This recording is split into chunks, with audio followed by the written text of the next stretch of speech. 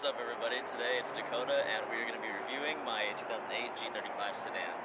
So this car is rear-wheel drive. It is very good price at under $10,000. I think it's a great car for anybody who's getting into the car scene, younger kids who want something practical and fun for a good price, and it's just, I think, all around a great car, and I'm going to tell you why. So, starting out, this is a V6. It's powered by the VQ35HR found in the G35, and in the 350Zs, it has 301 horsepower, and I believe just a little under 300 foot-pounds of torque. But this thing definitely moves. It's not fast, but it's quick. So, that being said, let's get into some more technical specs on this car. Alright guys, so this is the VQ35HR motor. It is a 6-cylinder motor that has 301 horsepower and 268 foot-pounds of torque. This thing is great on gas, and it sounds phenomenal with an exhaust. All I have is a muffler delete, and I absolutely love it. So this motor, I absolutely love the VQ platform. This car is extremely reliable. This car has 130,000 miles on it, and I would drive this thing across the country and back, no issues. Very reliable car. So that being said, this motor is incredible. We're going to go around to some other parts of the car now. One great thing about this car is that you have an incredible amount of room in here. I've sat in the back of this car, and it is very comfortable. Even for a long road trip, for when I brought the car home, I sat in the back seat, and it's extremely comfortable. Another thing you have is you have vents for the backseat passengers and cup holders. I'm sorry, you have an ashtray with a power outlet, and you have cup holders. I'm not going to pull it down because my seat's all dirty, but you have cup holders, you have a power outlet, and you have vents for your rear passengers. I think that's really cool in a car that costs under $10,000. But another thing that's great too, you have an insane amount of storage in your trunk. I'm sorry it's dirty, but I just got off work, but you just have a huge amount of room. This car comes with a fold-down rear seat and a full-size spare tire. One thing I think is super cool about this car and Infinitis in general is you have these halos and the taillights. I just think these are the coolest things in the world. I don't know why, but they look really great, especially smoked out. Now, my car unfortunately didn't come with it, but you would, if you got the technology package, get a backup camera right there in the ducktail. I have an aftermarket one I will be installing. You'll see a video on that, but for right now I don't. So I'd recommend, if you can find one with the technology package, I would buy it. It's not that much more, and it's very worth it. So for all you other sedan owners out there, these are not the stock wheels. These are a set of 370Z Rays. They are 10.5 inches wide. They will fit on this car with zero issues. You get a little bit of poke. Let me see if I can get it. You get a little bit of poke, but I mean, 10.5 inch rears, 275 tires.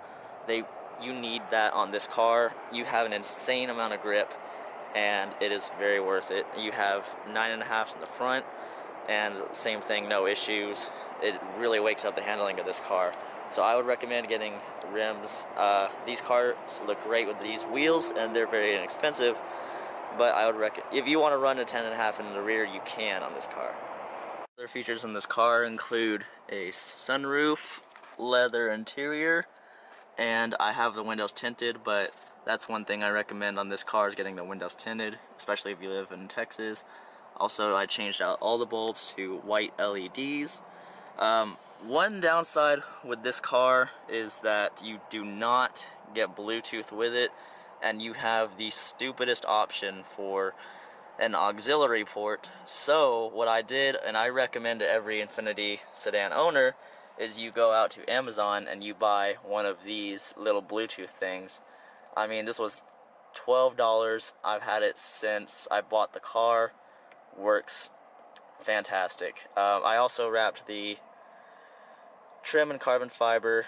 I mean, it looks good, but one of my first mod recommendations is this and these.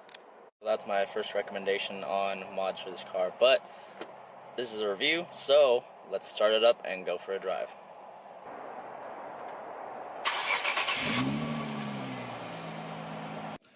Alright guys, so we're gonna go for a little drive. Sorry I don't have a GoPro, but that'll be one of our investments for the channel. sometime very soon so we can have better angles, so you get the point. So, how does this car drive? Very comfortably. I daily this car. I work a job in another city, so that's why I got this car in the first place. But I daily this car, and it's extremely comfortable. Does great in the rain, anything like that. AC, stupid cold. Heat's very hot. One thing I wish this car had, and it's not that this car doesn't have it, it's just that this particular one doesn't. I would recommend getting heated seats. That will. It's so comfortable to have heated seats. I miss my Camaro with that, but so it's very comfortable to have that in this car. That's again with the technology package, and everything else is very nice. You get a lot of standard features of this car. You have controls on your steering wheel, which is very, very useful. Coming from my Z that didn't have any, that's very useful, especially for Bluetooth and everything like that. So yeah, let's start it up and go for a drive. I already started it, so let's start driving. So one thing I will gripe about this car is that with the transmission, it's only a 5-speed. Now, that doesn't sound bad. It's just when you're commuting long distances on the highway, you're stuck at around like 3,000 RPMs a lot, because say you're at 80 miles an hour, you're stuck at like 3 grand because you don't have that 6th gear, which I really wish Infiniti would have done. They did in the G37, however, this is the 35. If you want to get more technical and stuff with this car, it's the V36. But, I mean, it's okay. So, another thing this car has too, speaking of, as you can see, it has automatic HID headlights that are stupid bright. I love them, especially at night, because I go to work early in the morning, so it really helps out. One thing I don't like, another thing too, is that the fog lights in this car, they are in the headlight and they point down. It's just, in my opinion, I think they should have gone to the bumper. There's obviously spots for them, but I mean, I didn't design the car. Alright guys, we're about to take it onto the main road and we're going to do a really quick pull. Alright, this is a 20-mile-an-hour pull, flooring it.